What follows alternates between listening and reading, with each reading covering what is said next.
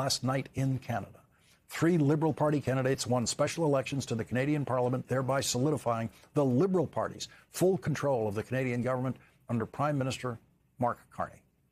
Prior to Donald Trump's attacks on Canada, prior to Donald Trump's deranged insults to Canada, prior to Donald Trump's publicly expressed demented desire to annex Canada to the United States and make it the 51st state, the Liberal Party was in deep, deep trouble in Canada. It was wobbling. The Conservative Party was on the rise. But then the Liberal Party rose up against the right-wing lunatic south of their border. And Canadians elected a publicly modest banker who had never run for office as the Liberal Party Prime Minister of Canada, Mark Carney.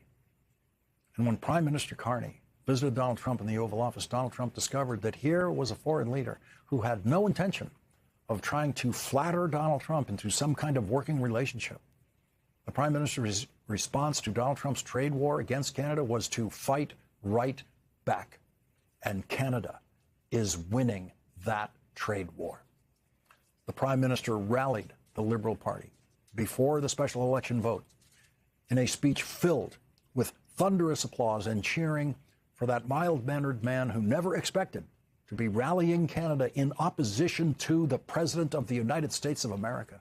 And when you listen in a moment to what the Prime Minister said, know that you are listening to the international sound of resistance to Donald Trump, and know that you are listening, in this case, to the sound of victory over Donald Trump, a sound that will be heard in this country.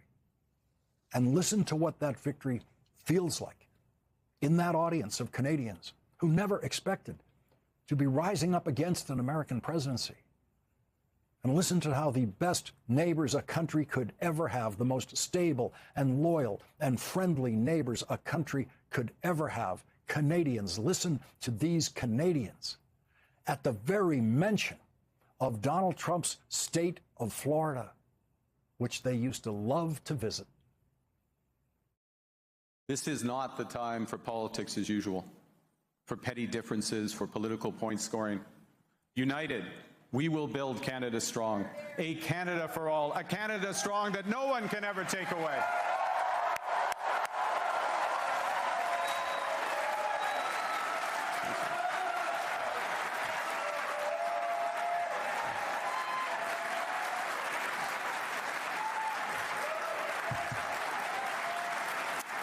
I feel that strength. I feel that strength in this room.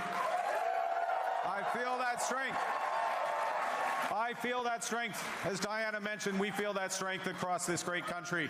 At this decisive moment, Canadians are demonstrating just how strong we are.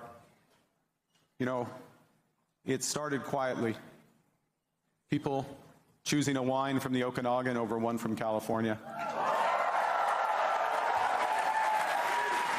Anyone had any bourbon recently? No. Sorry. A family planning a vacation to Prince Edward Island instead of booking flights to Florida. Small individual acts of solidarity, but repeated millions of times. And together, they make a statement. We are the masters of our destiny.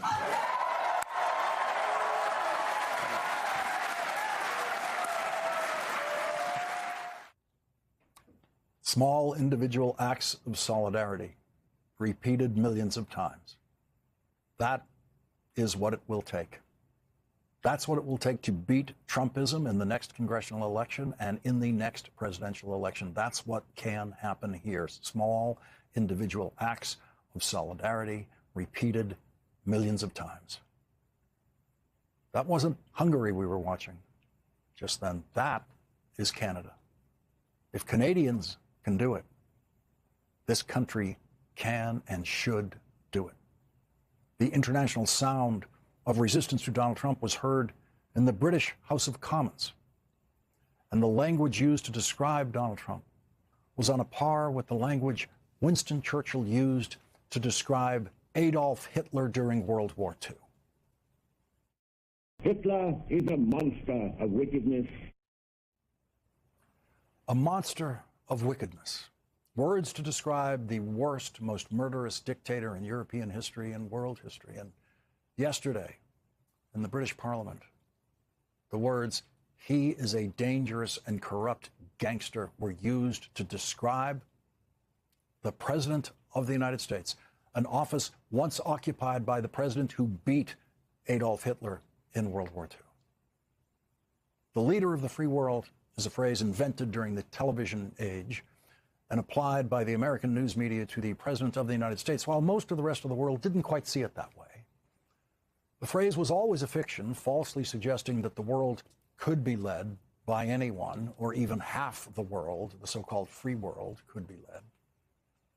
The American news media that so mindlessly used that term for all of Donald Trump's lifetime has, unconsciously, I presume, dropped it. When is the last time you heard Donald Trump referred to as the leader of the free world? No one in the news media could possibly use that phrase about him now. The news media that so overdid that phrase has mercifully dropped it without ever having had a meeting about, hey, let's not use that phrase anymore. It just disappeared. It's just so obvious to everyone, including everyone in the news media, that Donald Trump is not even a leader of his own country.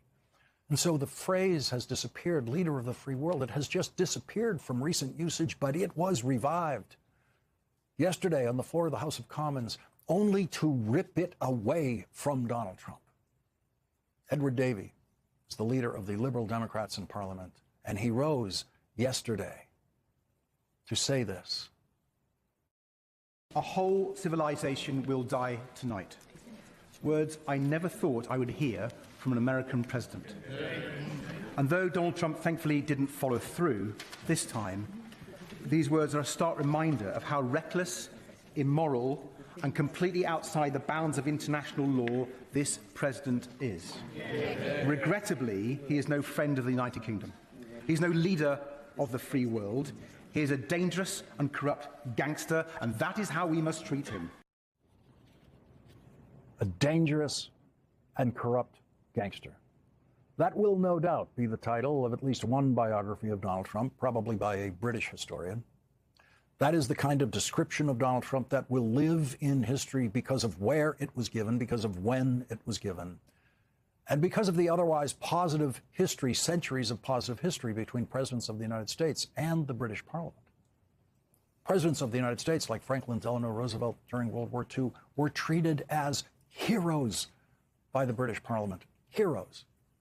And now the President of the United States can be called a dangerous and corrupt gangster in Parliament, and no one shouts that down. No one disagrees. And that is how we must treat him, says Edward Davey, and no one disagrees with that. Edward Davey described Donald Trump's latest fit of madness in his war in Iran. And when it comes to Trump's latest cunning plan to blockade the Strait of Hormuz, that will only escalate this crisis and jeopardize the precarious ceasefire. So it's right that the UK is not joining Trump. And I welcome the Prime Minister convening a summit to offer an alternative to Trump's. We must work with our reliable allies in Europe and the Commonwealth and our partners in the Gulf to bring this conflict to an end and keep open the Strait of Hormuz. That is critical for tackling the cost of living crisis that is getting worse and worse. And so the American president is now a problem that has to be solved by the British government and other European governments. Donald Trump's war on Iran has now become a war for control of the Strait of Hormuz, and Donald Trump is losing. Donald Trump is also losing elections he interferes in Hungary, and Donald Trump is strengthening the victories of the Liberal Party in Canada that stands in united opposition to Donald Trump and Trumpism. Opposition to Donald Trump, who was indeed Jeffrey Epstein's closest friend for 10 years and is now the world's most dangerous and corrupt gangster.